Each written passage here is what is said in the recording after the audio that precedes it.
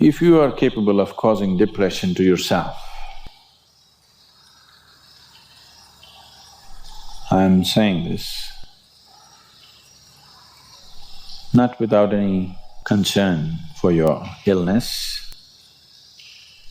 or not due to lack of compassion, because that is the nature of what's happening to you.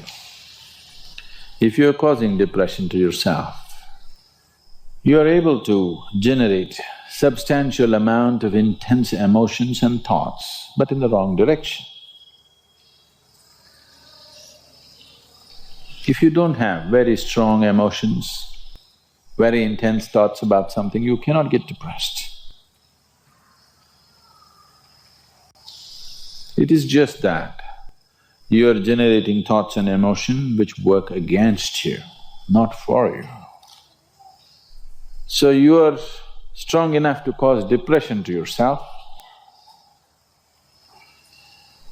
because for you to cause a mental illness for yourself, unless you're pathologically ill, which is just a small number of people, rest are all self-created. Most of them are self-created. A few are pathologically ill, they cannot help it. It just comes from within because of genetic and other factors. Almost everybody here, if we train them towards a certain kind of thought process and emotion and push them a little bit with the outside situations, almost everybody will go lose their mental balance. They will become clinically ill.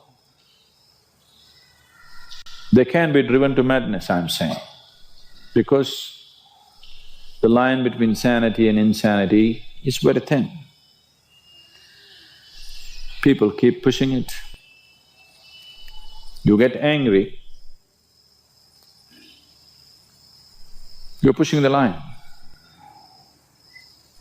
It's a thin line. In fact, when you get angry, you know you're pushing the line. That's why the expression, I was mad at somebody. You're not mad at somebody, you're just going mad. You cannot be mad at somebody. You're just pushing your sanity, the boundaries of sanity, and moving into insanity for a certain period of time and coming back. You do one thing every day, you try this, 10 minutes a day. Try intense anger on somebody. What? You will see in 3 months' time, you will be clinically there. Yes. Just try it if you want. Because if you keep pushing the line, you go mad and you come back, you go mad and you come back, one day you're not able to come back, that's all. One day you're not able to turn back, then you're clinically ill. You must understand, even if you got angry for a moment, you're already ill. Maybe you don't get the certificate of diagnosis. They don't slap a certificate on you that you're gone, but you are going, isn't it? You think it's your right to throw tantrums? You think it's your right to get angry with people?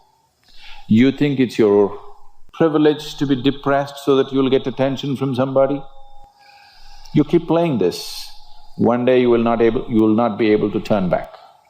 Keep crossing the line every day, one day you will see you cannot cross back. That day, you need a doctor. Till then,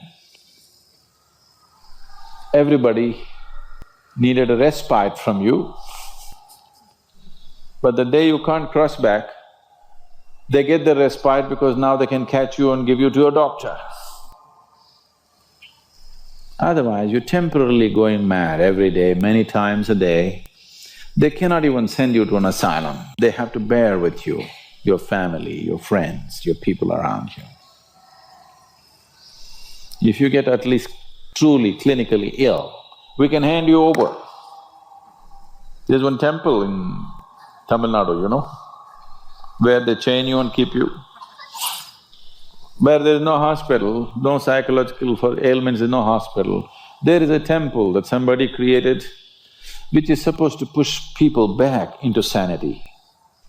So, families just take them and leave them there, they're shackled and left in the temple.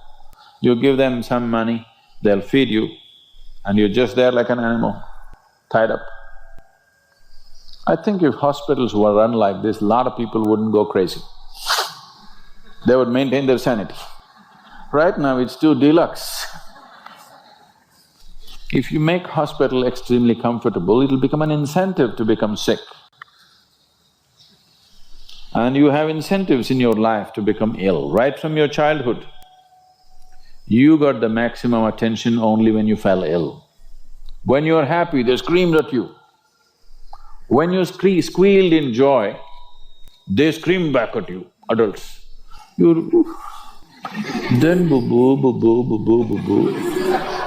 When you are a child, physical illness is good because you'll get attention from your mother and father and everybody around you, and you don't have to go to school on that day. So you learn the art of falling physically ill.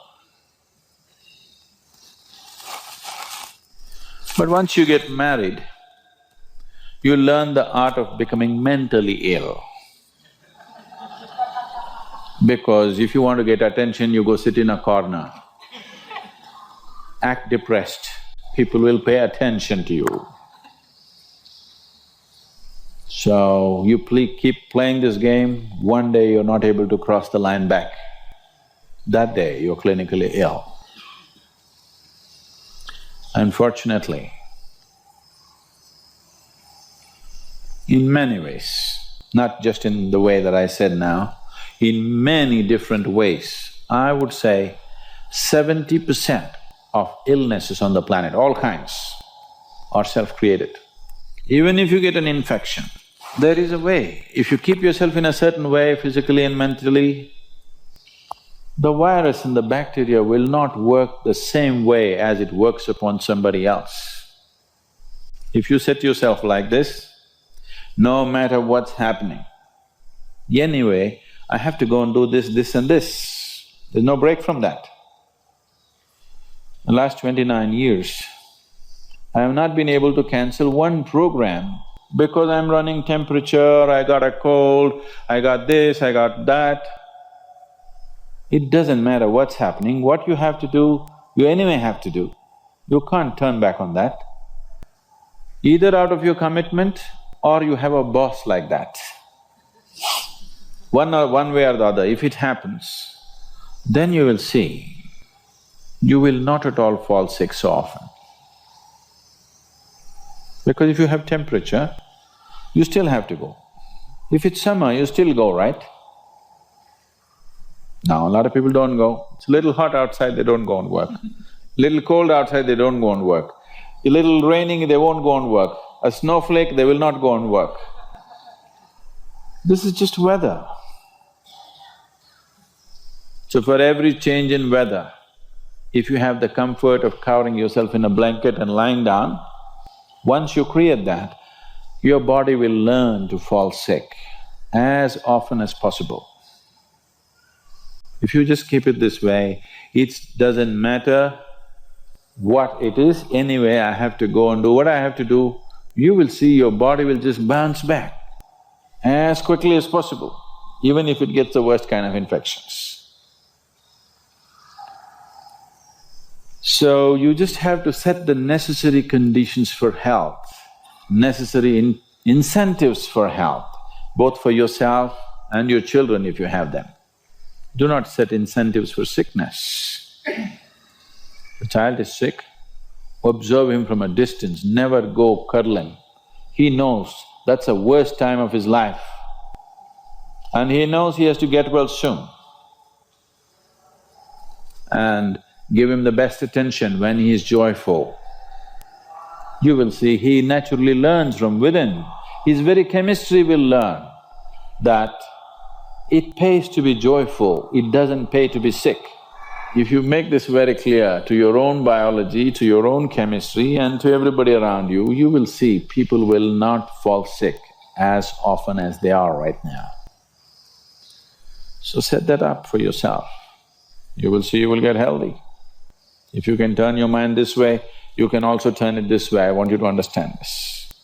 No, I'm like this because my father abused me when I was 7 years of age.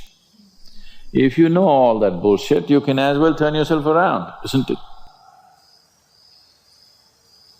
It's time. You must understand, mentally, physiologically, chemically, energy-wise, you must clearly understand it doesn't pay to be sick, unhappy, depressed. It doesn't pay. To be joyful and ecstatic, it pays. If you make this clear to all these people inside, they will all behave properly.